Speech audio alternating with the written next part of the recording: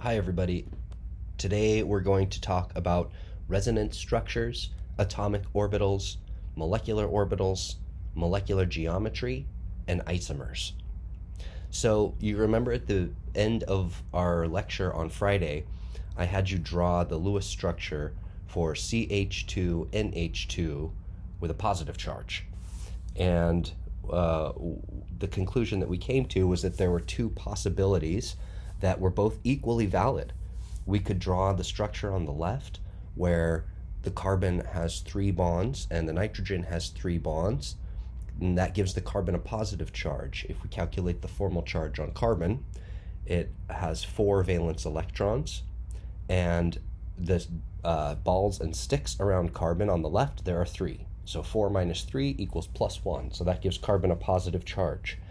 Or you can see the arrow that starts at the lone pair of electrons on the nitrogen, and the arrow starts at the electrons and it ends in between the bond between carbon and nitrogen. That indicates that those 2 electrons that are on nitrogen are going to be shared between the nitrogen and the carbon, and that's going to create a double bond because it takes 2 electrons to make a bond, and there's 2 electrons in that lone pair. So they're going to move from the nitrogen atom to the carbon atom, or in between the carbon and nitrogen, and that makes a double bond. And now if we try to calculate the formal charge on carbon, you can see that carbon now has 4 bonds. It starts with 4 valence electrons. It has 4 bonds in the structure on the right, therefore the carbon is neutral in the structure on the right. But if we calculate the formal charge of the nitrogen, nitrogen starts with 5 valence electrons, but the structure on the right contains 4 bonds. So 5 minus 4 equals plus 1. So that moves the positive charge to the nitrogen atom. So these are examples of resonance. And sometimes when we're drawing Lewis structures, resonance is the idea that we can't draw one resonance structure or one Lewis structure that adequately represents the entire molecule. Because when we're able to draw resonance structures, they are all they're all valid. They're all valid structures for that molecular formula. So both the structure on the left and the right are valid structures for the molecular formula CH2NH2+. So if I ask you to draw a resonance structure, or excuse me, if I ask you to draw a Lewis structure for CH2NH2+, you have to draw both of those because one structure does not tell the whole story. There are 2 structures and we need to draw both of them. So what's really happening here is that Lewis structures are a great tool for helping us draw molecules, but Lewis structures are not perfect. And this is one way we can see here that Lewis structures are inadequate to describe the structure of this molecule. Therefore, we have to draw several Lewis structures to represent one molecule because of this concept of resonance. So a better way to think about the molecule is the representation on the right, which is sometimes what we call a resonance hybrid. It's called a combined representation here. And you can see that the structure on the very right, the blue structure, has a dotted double line between the carbon and nitrogen. That indicates a partial double bond. So it's not a full double bond. And you can also see that the charges, the carbon has a delta plus and the nitrogen also has a delta plus, which indicates that both of those atoms carry some amount of positive charge in this molecule. And we can see that when we look at both resonance structures. So the point is that when we're drawing a molecule that has resonance structures, in order for us to tell the whole story about that molecule, we have to draw all of the resonance structures, or else we're technically not providing the correct structure for that molecule. So having said that, that doesn't mean that all of the resonance contributors are equal. So the structure on the left has a positive charge on carbon. The structure on the right has a positive charge on nitrogen. So that's a difference. And because of that difference, we can say, based on the properties of those atoms, which atom is going to be able to carry that positive charge better. And so when we're thinking about charges on atoms, we think about electronegativity. So an atom that has a higher electronegativity is more stable with a negative charge than one that has a lower electronegativity. And conversely, an atom with a lower electronegativity is more stable with a positive charge than an atom with a higher electronegativity. So if we look at the electronegativity of carbon and nitrogen, we see that carbon has the lowest electronegativity, or lower than nitrogen anyhow. So then carbon should be more stable when it has a positive charge than nitrogen. So if we just look at the charges alone, we can say the positive charge on carbon is better than a positive charge on nitrogen, just if we just consider electronegativity. But that's not the whole story, because we also have to consider other factors of the molecule. In this case, another important factor in this molecule is the octet rule. So if you look at the structure on the left with carbon, it only has 3 bonds. Now, carbon with a positive charge only has 3 bonds.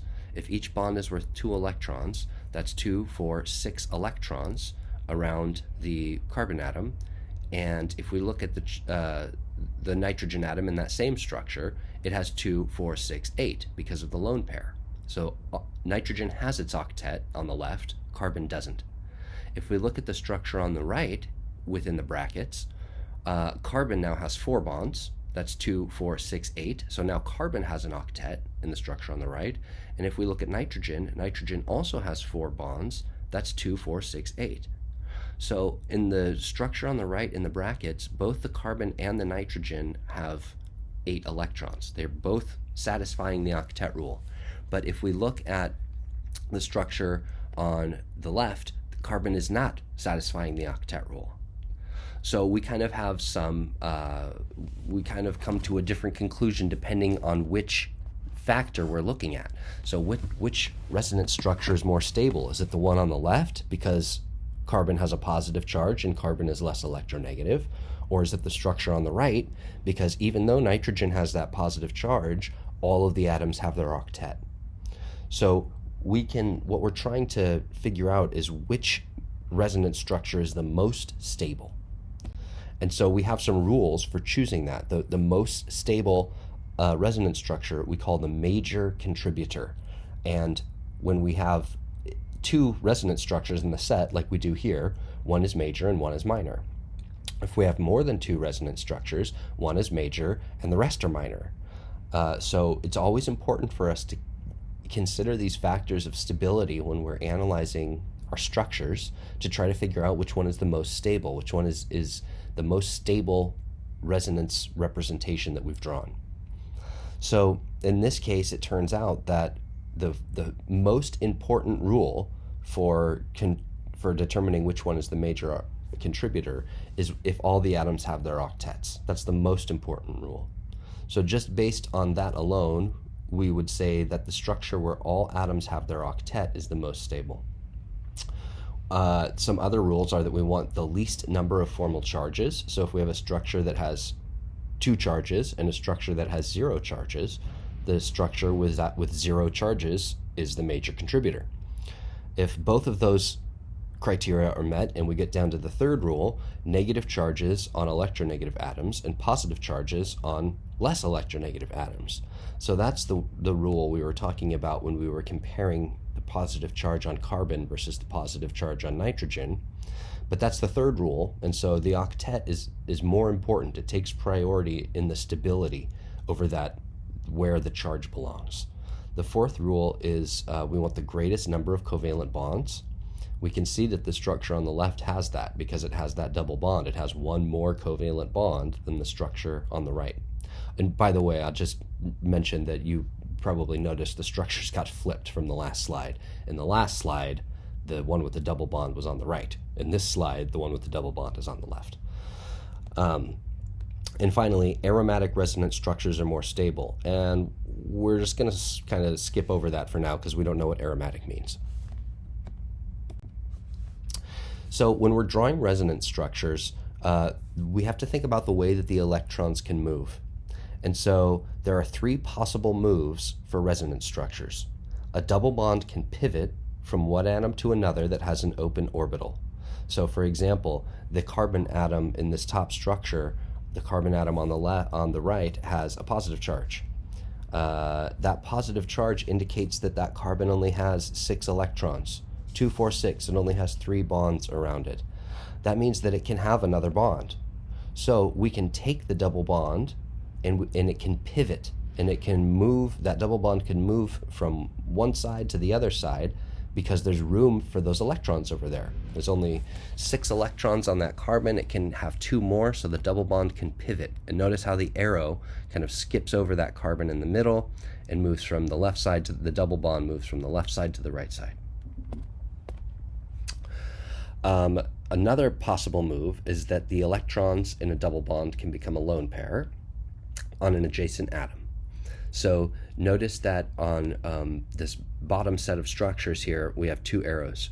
And rather than having a positive charge, these resonance structures have a negative charge. So carbon then has a lone pair, which if we calculate its formal charge, it now has 2 balls and 3 sticks, so that's 5. 4 minus 5 equals -1, so that gives carbon a -1 charge when it has that lone pair of electrons now. Notice also that lone pair of electrons satisfies carbon's octet, so now it has 2, 4, 6, 8 electrons. So when that carbon has a negative charge, like the set of structures on the bottom, all the atoms have octets now. So if we can't move that double bond in the same way on the bottom that we did on the top. If we try to make that same move on the bottom that we made on the top, we'd be giving the carbon on the right too many electrons, because it already has 8. If I move the double bond over there, it would have 10, and it can't hold 10. So that's not to say that we can't make a move here. The move is different. The move shows that the lone pair of electrons can become a double bond with the carbon directly to the left of it. But if we do that, notice that carbon that's in the middle there already has 8 electrons too. It has 4 bonds, that's 8 electrons. That's why this requires 2 moves. If I'm going to move that lone pair of electrons toward the carbon and make another bond, and I didn't do anything else, then the carbon in the middle would have 10 electrons. So while I'm moving electrons toward that carbon in the middle from the lone pair, the double bond on the left also kind of moves to create a lone pair. You kind of see the double bond and the lone pair change places. But the way they do that is because the electrons are moving. Notice that in both cases, we don't draw an arrow from the positive charge. Yes, the positive charge has moved, but the positive charge has moved because the electrons are moving. And when the electrons kind of pivot and skip over, that moves the positive charge to the other side because that side lost electrons. So the arrows that we're drawing to indicate the movement of electrons here, the charges follow where the electrons go. We're not moving charges, we're moving electrons. So notice that in the bottom set here, the electrons in the double bond become a lone pair, and the lone pair becomes a double bond between the adjacent atoms. They can kind of switch places like that. Forward. There we go. Notice that these structures back here, we have 2 structures with the negative charge on carbon and oxygen. And if I go forward here, we can see there's this third structure that is possible where I put that double bond becomes a lone pair on the carbon there. And so if we do that, now you can see that this structure that we've drawn at the very top of this page has 3 charges. So remember, if all atoms have a full octet is the most important, and then we want the least number of formal charges. So this structure that we just created is a possible resonance structure, but it's a very unstable resonance structure because it has so many charges. So just keep these rules in mind, come back to this list when you're working on resonance structures, and make sure that you are using these rules in order of importance to determine which resonance structure is the most stable. That's the major contributor. All right, now we are going to move on to molecular orbitals and atomic orbitals. So we've already spoken a bit about atomic orbitals. You are already familiar a bit with atomic orbitals from Gen Chem.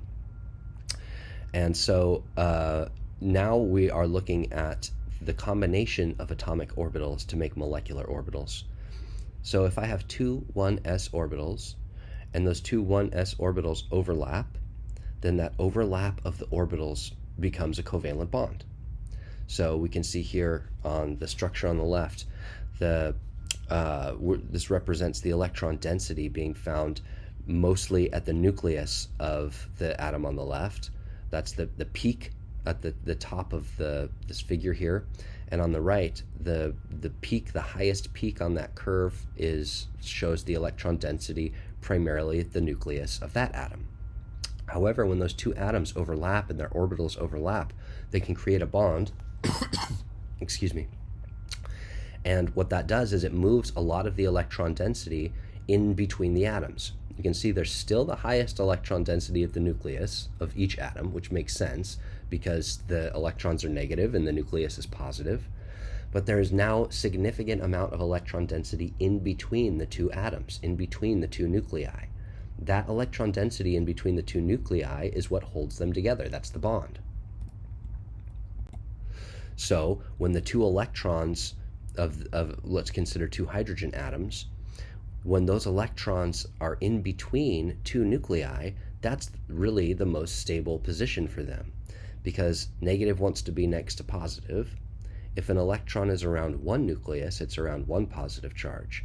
But if the electron is in the middle, now it's around two positive charges. That electron gets to feel the positive charge from both of those nuclei when it's in between both of them.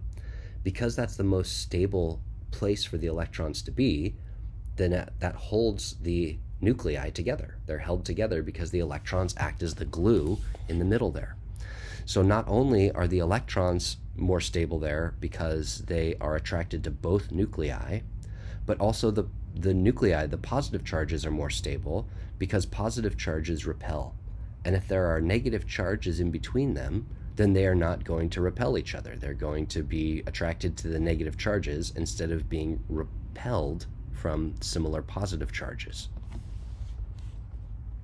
Notice how these orbitals are s orbitals, and the atomic orbitals are 1s, and the bonding orbital has this kind of looks like a zero with a little tail. That's called a sigma. So when two s orbitals come together, they create a sigma molecular orbital. When two p orbitals come together, they create a pi molecular orbital, a pi bonding molecular orbital. Excuse me. So p, pi, s, sigma. So s orbitals make sigma bonds. P orbitals make pi bonds. And we can see the same situation here, where we have a low energy situation where the phases are matched and they overlap and they increase their area. And we have a high energy anti-bonding interaction where the phases are not matched. And when plus and minus come together, they destructively interfere, and that makes this node in the middle. So we've created a high energy situation. Again, at this point, we're mostly concerned with the bonding orbital because we're going to talk about bonds. When we start talking about chemical reactions, then we can start talking about the anti-bonding orbital. The anti-bonding orbital is very important in chemical reactions because that's how bonds break. We fill anti-bonding orbitals, and that breaks a bond, and that prepares that substance to make a new bond, for example.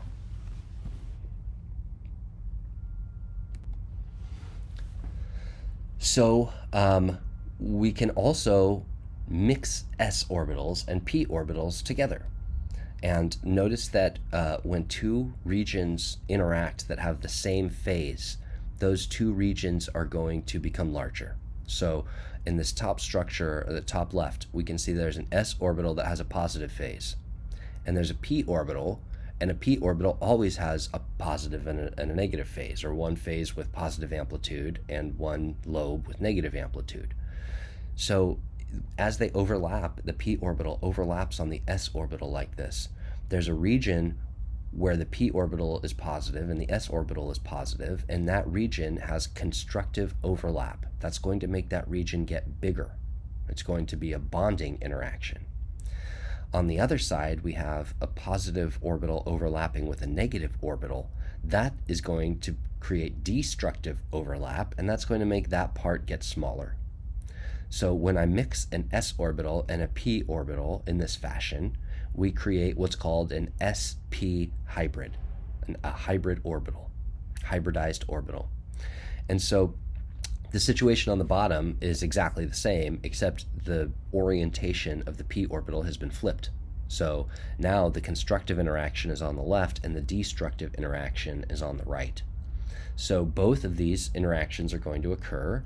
We'll create this set of sp hybrids, and the dot in the middle represents the nucleus. So when we overlap those two sp hybrid orbitals and line up the nucleus and put those two dots together, then we get this situation on the right, the superimposed picture, where both of those orbitals are now lined up on the nucleus, and that creates a bonding interaction with a 180-degree bond angle. An example might be beryllium hydride, where there's one beryllium atom that's bonded to two hydrogen atoms with a 180-degree bond angle. So when we are talking about sp hybridized orbitals, the molecular geometry is called linear, and the bond angle is 180 degrees. When we bring two of these p orbitals together, so we're going to do the same thing. We're going to mix an s and a p, but now we're going to mix an s and two p's. And now the p's are different in that their orientation is different, right? One of them is lined up on a horizontal line where the lobes are on a horizontal line, and the other is lined up where the lobes are on a vertical line. We call these px and py. If we mix together an s orbital and a px orbital and a py orbital, then we get the situation on the right where the orbitals look the same because we have constructive interference and destructive interference, same as we did before. The difference is that we now have three of them, and they have different orientations. They're not going to be 180 degrees apart. Now, since there are three of them, they're going to be 120 degrees apart, right? We have 360 degrees in a circle. So if we have two parts, we divide 360 by 2. We get 180. If we have three parts, like we do now, then we divide 360 by 3, and we get 120. So now these bond angles are going to be 120. And when we overlap all of those hybrid orbitals together and line up their nuclei, we get the situation down below where we see we've got these three sp2 hybrid orbitals that are overlapping and projecting out into space with a 120-degree bond angle in between them. Finally, if we mix an s orbital with three of these p orbitals, and now again we've got the px horizontal, py vertical, and pz, and pz is hard to represent in 2 dimensions, but pz is actually, we would think about that green lobe as coming out of the screen toward you, and the blue lobe as going back into the screen away from you. So represented by the z-axis of the Cartesian coordinate plane. So if we mix these three orbitals together, the s and the three p's together, we create what's called sp3 hybrids. Now notice the first was sp because we only had one p. The second orbitals were called sp2 because we had two p orbitals. These hybrids are called sp3 because they are the result of overlapping three of these p orbitals. So that superscript 3 next to the p represents the number of p orbitals that went into the hybrid. There are three of them, sp3. So when we hybridize these and we get constructive overlap and destructive overlap, and we make those same shaped sp hybrids that we made on the previous slides, again, the only difference now is their orientation. And so two orbitals orient to have a 180-degree bond angle, three orbitals orient to have a 120-degree bond angle, and four orbitals orient to have a 109.5-degree bond angle. We call this tetrahedral. This is the tetrahedral molecular geometry. It's called that because you can see down here on the bottom that pyramid shape with carbon in the middle is called a tetrahedron. And the bond angles are pointing toward the corners of this tetrahedron.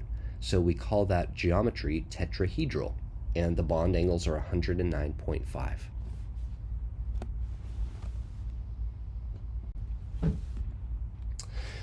So pi bonds come together and make, or excuse me, p orbitals come together to make pi bonds. They will interact and have constructive interference and make this bonding interaction and make this pi bond.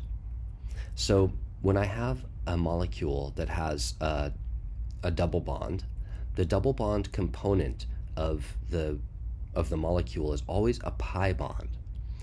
There's a difference between a pi bond and a sigma bond. Notice how a sigma bond is directly in between the two atoms. I can draw a straight line from that C to the other C, and the sigma bond represents the area around that line, around that straight line between those two atoms. The pi bond is different though. The pi bond, because of the geometry of those p orbitals, the shape of those p orbitals, the half of the pi bond is up above, the blue part, and half of the pi bond is down below, the green part. That's just the result of the overlap of those two shapes coming together. You can see in the top structure there is nothing in the middle. That's where the node is. There's no electron density in between the two nuclei in a pi molecular orbital. All the density is above the nuclei and below the nuclei. Well, when we look at a real molecule, we can see that happening here. And I'll mention that the dark dash, the heavy wedge, indicates that bond is pointing out of the screen toward you, and the dashed line indicates that bond is pointing back away from the screen, out of the screen, so to represent some three-dimensionality. So one slide back. So when we have a double bond, the double bond contains one sigma and one pi. So those two bonds in between the carbon are not equal. One of the bonds is a sigma bond, and one of the bonds is a pi bond, as shown here. And when we look at a triple bond, one of the bonds in the triple bond is a sigma bond created by the overlap of these sp orbitals. The other two bonds are both pi bonds. So a triple bond contains one sigma and two pi. So we can represent more complex molecules in this same fashion by looking at the overlap of the orbitals, by determining how many hybridized orbitals each atom has, what the bond angles are between those atoms, between those orbitals, and what the overlap of those orbitals looks like when we bring those atoms together. So for example, if we look at this molecule on the top, represented on the top of this slide, then we can see there's two carbon atoms, four hydrogen atoms, and an oxygen atom, and we draw this Lewis structure that looks like this. What we're really representing with that Lewis structure is the image on the bottom. What we're really representing with all those lines and dots is the overlap of these molecular orbitals, the hybridized orbitals, and in the case of the p orbitals, the atomic orbitals on carbon and oxygen. So notice that the structure on the top has a double bond in between the carbon and the oxygen. Well, that double bond contains a sigma bond, the overlap of the sp2 orbitals, and it contains a pi bond, the overlap of the p orbitals, half on top and half on the bottom. So in this is a complex way to draw these in 3 dimensions like this. But this is the idea that we can look at the different, we can look at these different orbitals. We can look at the hybridization of each atom and figure out how many orbitals it's going to make and what shape and orientation those orbitals have, what their bond angles are. And then we bring the atoms close together and we start overlapping their orbitals. And that's what creates molecules that have specific geometry, that have these bond angles. The bond angles are created by the electrons themselves in these orbitals.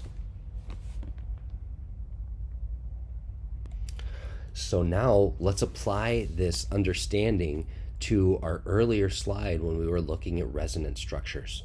In a resonance structure, the the bond angles don't change.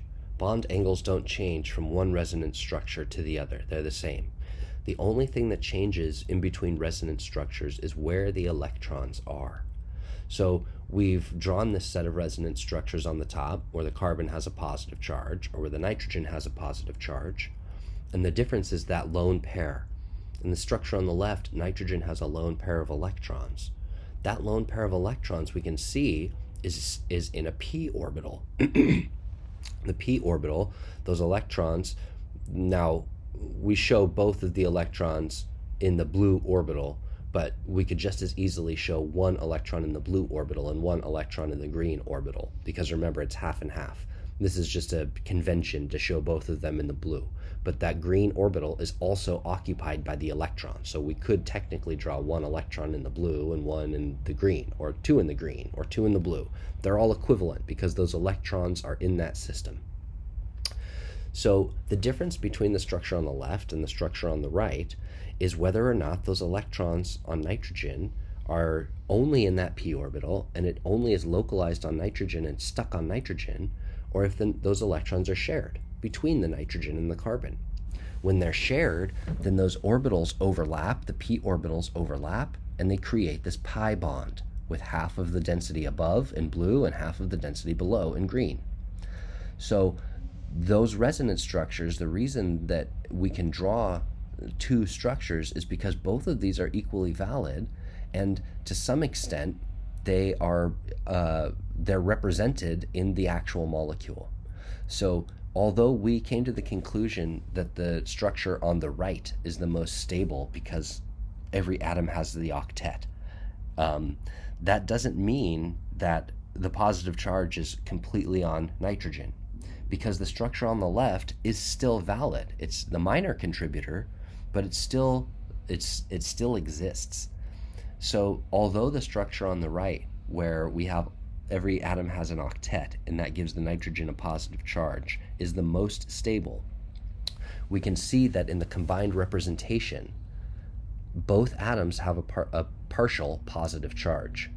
So that's to say that neither of these structures on the bottom is actually fully correct. Neither of them tells the whole picture. The structure on the left shows a complete positive charge on carbon and none on nitrogen. The structure on the right shows a complete positive charge on nitrogen and no positive charge on carbon. Neither of those situations is right.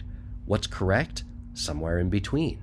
The combined representation, the hybrid, where it's kind of half and half, which shows that there's a little bit of positive charge on carbon and a little bit of positive charge on nitrogen all the time in this molecule. And we represent that with these resonance structures, and we can see that the only difference is where the electrons are.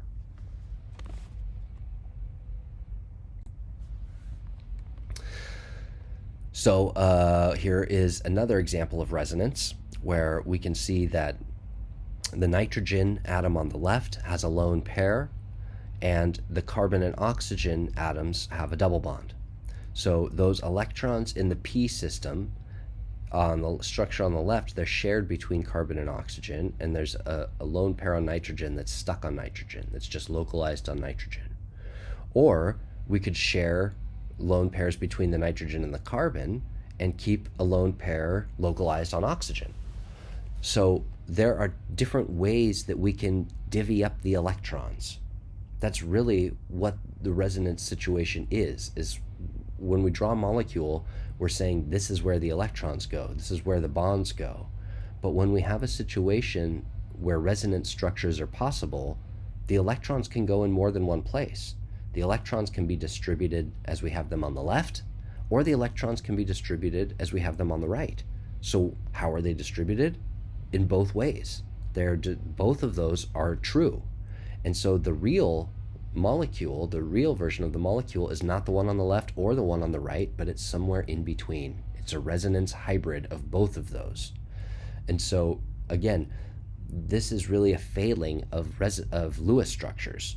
Lewis structures are great tools to help us understand molecules, but Lewis structures are just tools. Lewis structures are not reality. And this shows us that Lewis structures are not telling us the whole picture, because we have to draw several structures to represent one molecule, which is a little bit awkward. So This is where those electrostatic potential maps come in.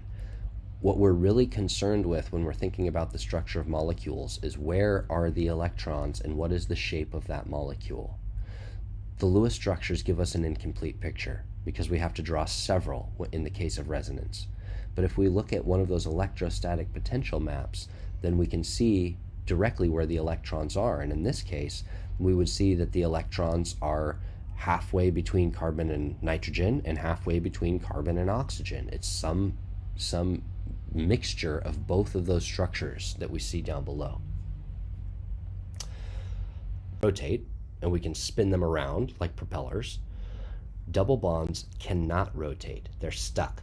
The double bond provides some rigidity to the molecule so that it cannot rotate back and forth anymore. And so why is this important? Well, when we talk about isomers, remember we're talking about molecules that have the same molecular formula but different shapes, right? We are arranging those atoms in different shapes, so they're different molecules. 2 CH3 groups on top, or 1 CH3 group on top and 1 CH3 group on bottom. Those have the same connection, they just have a different position in space. This is contrasting that to the but1-ene, where we have a different connection now because the one of those hydrogen atoms has moved. Look, now the carbon on the top here is only a CH2 group instead of a CH3 group. So it has a totally different connection of atoms. It's not CH3 anymore, now it's CH2. So the atoms are connected differently. That other hydrogen is connected to a different carbon now.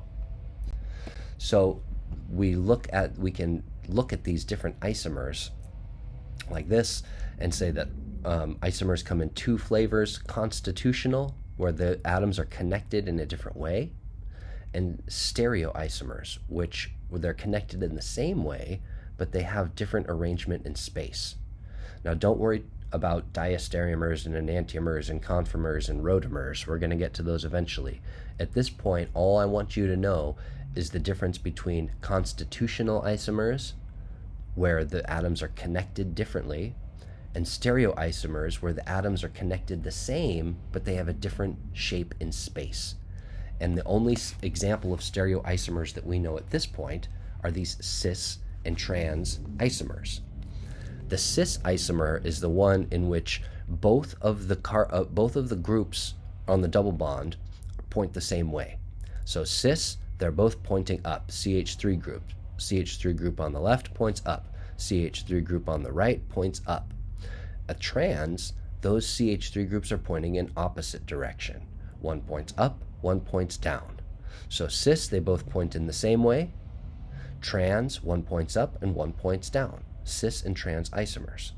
So make sure that when you're looking at your homework, you can tell the difference between constitutional isomers and cis-trans isomers.